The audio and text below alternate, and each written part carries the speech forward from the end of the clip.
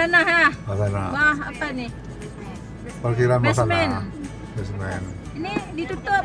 Masuk ke mana? Ke kiri. Kiri, kiri. Tutup penuh. Nah. Oh, nyo masjid. Berana handuli nyo masjid. Ini mall bawah. Oh, nyo cu adik kan kelewat.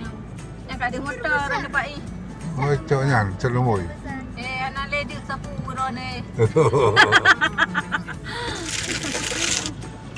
Ini lo gede. Nah. Baik gendang yo. Nah. Dorongan bawah tanah, ha? Parkir. Kolot baru Ya Allah, kok kolot di Begah Roy. Baru lihat dia. Mai hamil harga raja. Kaji ya telung ja, leong item ja aji berakon. Hamil harga raja. Ilong berakon ilong kotrek ilong hai Pak Wanami inau jamun. Karena yuk zaman. Hello.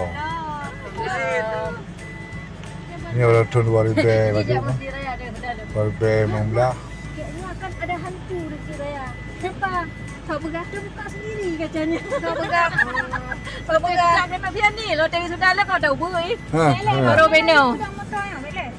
Sini tiga bang anak nan. Di baru.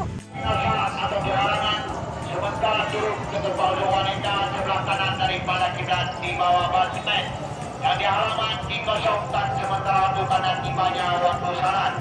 Sekali lagi kami maaf kepada muslimin dan muslimat yang masih berada di halaman masjid.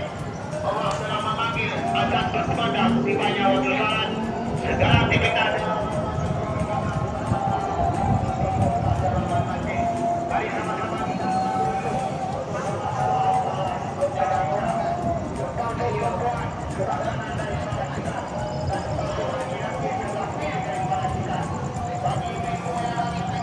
Pemadam.